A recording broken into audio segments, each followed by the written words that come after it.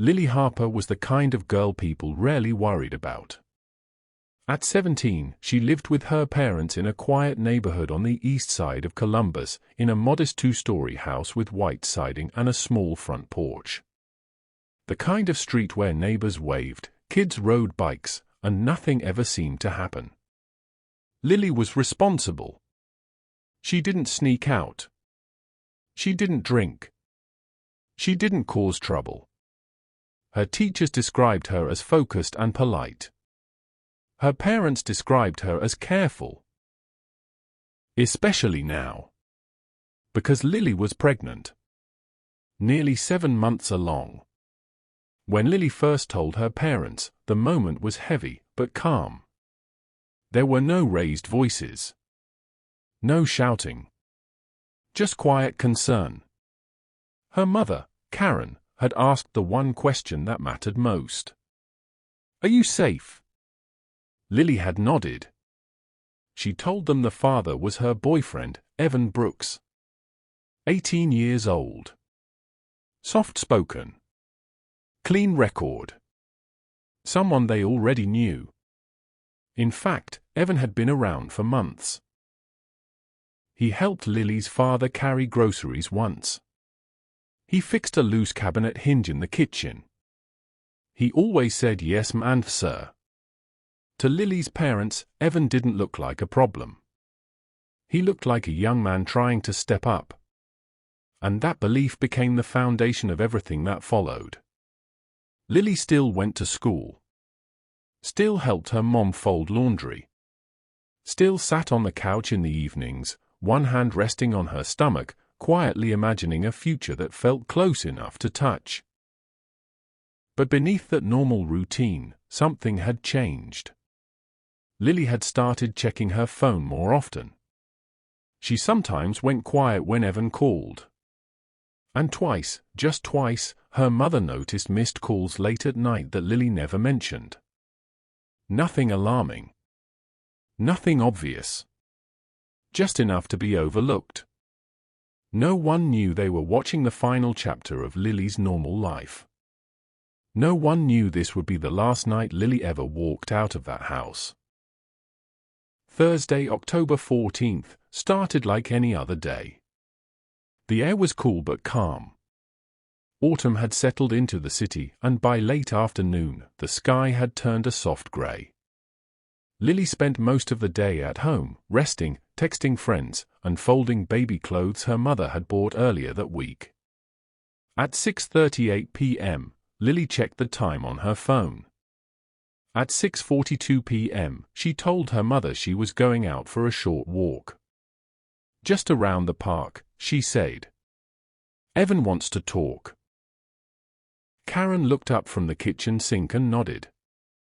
It wasn't unusual. The park was only a few blocks away. Lily had made that walk dozens of times before. She grabbed a light jacket. She picked up her phone. And she stepped out the front door. At 7:11 p.m., Karen sent Lily a quick text. "Everything okay?" No response. At 8:03 p.m., she called. Straight to voicemail. By 9 p.m., the concern shifted into something heavier.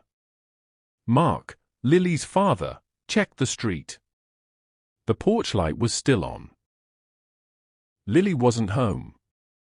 At 10:17 p.m., Karen called again. This time, the phone rang longer. Still no answer. By midnight, fear had fully taken hold. Lily had never stayed out this late. Not without calling. Not without explaining. And deep down, Karen felt it, the moment a parent knows something is wrong. At 12:26 a.m., police were contacted. And with that call, everything changed. By morning, the entire neighborhood was blocked off.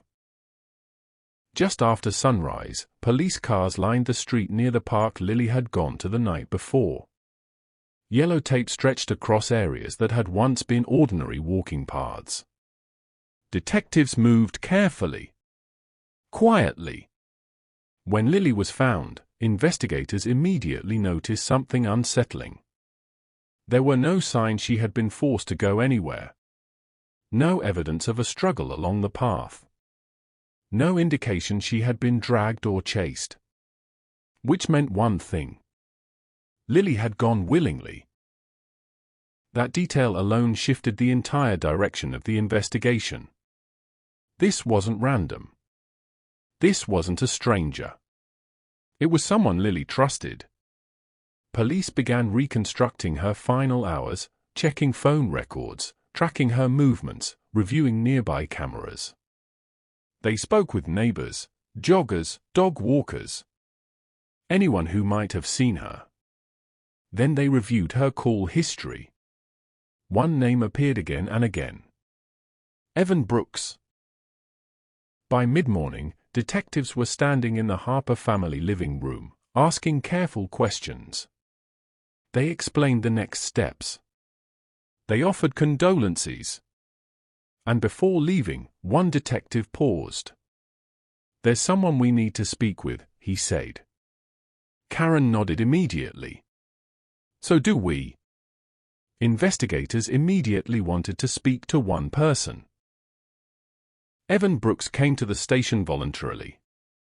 He arrived just after 11 a.m., wearing the same grey hoodie Lily had seen him in dozens of times before. His hands shook slightly as he signed paperwork, but not enough to raise alarm. He didn't ask for a lawyer. He didn't hesitate. That alone made him look cooperative. When detectives asked him about the night Lily disappeared, Evan didn't rush his answers. He spoke slowly, carefully, almost rehearsed, but not enough for anyone to say it out loud. He told them Lily had asked to meet near the park to talk. She was stressed, he said. About the baby. About everything. He said they walked together for a while. That they argued, briefly, but nothing serious. She wanted space, Evan explained. So I let her go. According to him, Lily walked away at around 7:15 p.m. That was it. No yelling. No threats. No struggle. Just two people parting ways. When detectives asked how he felt afterward, Evan lowered his eyes.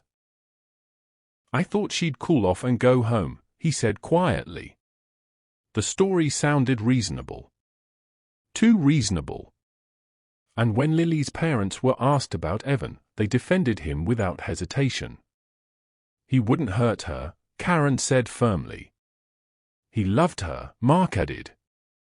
Their certainty mattered. So much so that investigators felt it. They hesitated. They didn't push Evan harder. They didn't detain him.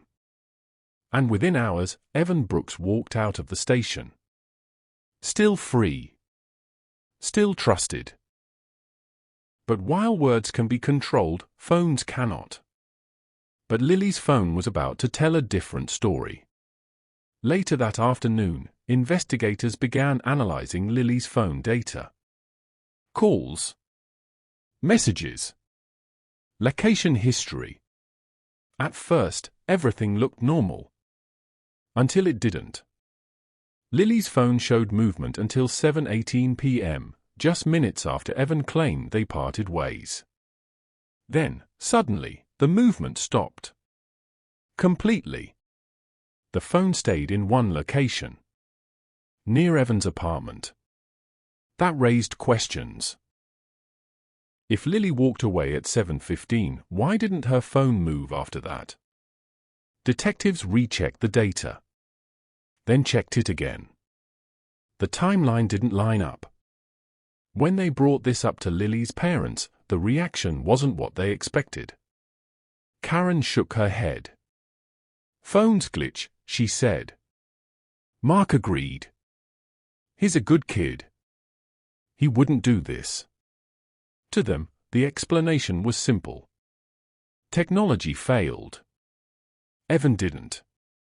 Investigators felt the pressure immediately. Without physical evidence, and with the family strongly opposing the idea, they were forced to proceed carefully.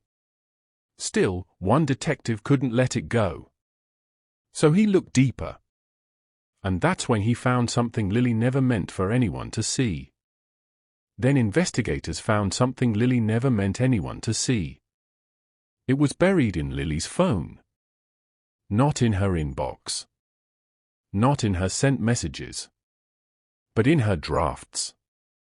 One unfinished message. No recipient. No timestamp. Just a few words. If anything happens to me, please look at Evans. The sentence stopped there. No punctuation. No explanation. Just silence. When detectives saw it, the room went quiet. Draft messages don't send themselves. They don't appear by accident. Someone had started writing it. Then stopped. When police showed the message to Lily's parents, they expected shock. Instead, they got denial. Karen said Lily was emotional. Mark said she was stressed. They both insisted it didn't mean anything. She didn't even finish it, Karen argued. That doesn't prove anything. And once again, the investigation slowed. Without family support, without direct proof, police were forced to step back. Weeks passed. Then months. Leads dried up. Calls stopped coming in. And Lily's case quietly slipped into silence. But silence doesn't mean the truth disappears. It waits. The case slowly went silent, but the truth didn't. Weeks turned into months. The yellow tape was gone. The media had moved on. Neighborhood whispers faded into everyday life. Karen and Mark Harper tried to move forward. They returned to work, returned to school routines, and tried, just tried, to act normal. But every empty chair, every quiet evening reminded them Lily was gone. Evan Brooks faded from headlines. From neighborhood gossip. From their minds. Detectives closed active leads. Friends and family whispered encouragement, time heals. The police will handle it. But investigators who had seen the draft message couldn't shake the feeling that something was missing. Something big. Something that could finally make sense of the timeline, of Evan's calm, of that unfinished warning. Every time they revisited the case, the same frustration returned, no proof, no confession, no closure. Then, on a rainy Tuesday in February, nearly a year later, one forgotten file was opened again. Detective Marissa Clark had joined the cold case unit 6 months prior. Her first assignment? Lily Harper's case. Going through old notes, she noticed something subtle. Patterns others had missed.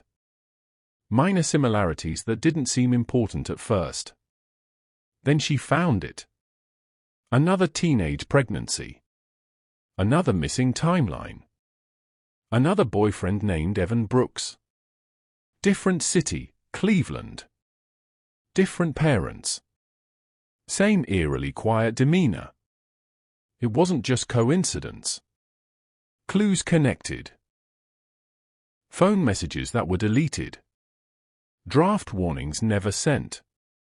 Locations traced to family-approved areas.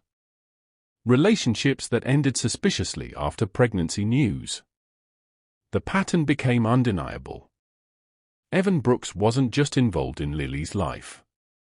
He was a repeating figure, a constant undercurrent. This time, the investigators didn't hesitate. They acted quietly, methodically, and without announcing a single question to family members or friends. All previous hesitation, based on trust, reputation, or disbelief, was gone. This time, they didn't ask questions. It was a quiet Wednesday morning when federal investigators arrived at Evan's apartment. No sirens. No dramatic confrontations. Just calm, efficient officers. Evan was taken into custody. He didn't resist. He didn't scream. He didn't cry. But the weight of suspicion now landed on him like a physical force. For the Harper family, the news hit like a freight train. Karen collapsed into a chair. Her hands trembled. Mark didn't speak for hours. He sat staring, unable to comprehend how someone they trusted could be capable of this. Guilt, denial, regret, every emotion collided at once.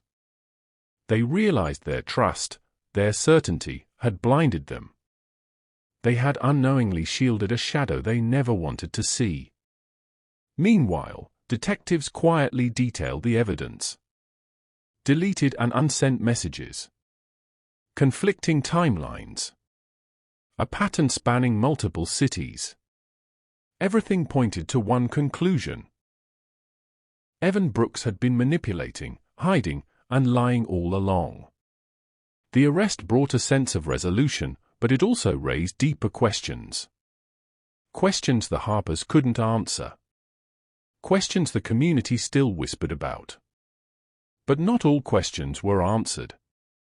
Even after Evan Brooks was behind bars, even after the evidence was laid out and investigators closed the case, the Harper family and the community felt no relief. Justice had arrived, but it wasn't complete. Karen Harper still replayed Lily's last conversations in her mind. The unsent message. The subtle unease she had never fully understood. That tiny warning Lily had tried to give, a cry for help that no one had listened to in time. Mark Harper stared at the baby clothes folded neatly in a drawer. Tiny socks. Tiny mittens. Reminders of what could never be. The future they had imagined for their daughter vanished in an instant, leaving only questions. What had Lily truly sensed? Who was she trying to protect herself, or her unborn child, from? How many people had trusted Evan, never seeing the danger he carried beneath the surface? Some questions could never be answered. And that's the truth about cases like this, about tragedies that are wrapped in secrecy, in trust, and in deception. Justice can punish, but it cannot heal. It cannot bring back what was lost. It cannot erase the feeling that maybe, just maybe, someone knew more than they told. To you, watching this story unfold today, remember that every seemingly ordinary person can have secrets. Every quiet evening can hide tension. And every trust placed without question carries a risk. If this story kept you on edge, if you felt the weight of what Lily and her family went through, pause and hit that like button now. It helps others find this story. Subscribe to the channel to follow every twist, every mystery, and every story we uncover. Stories that will challenge what you think you know about trust, family, and the truth. And if you're watching this from somewhere in the US, or anywhere in the world, drop a comment below and let us know where you're watching from. We read every single one, and we want to hear your thoughts. Because even though this case seems closed, even though the arrest has been made, there is one final thought that hangs in the air. And somewhere, someone still knows the truth.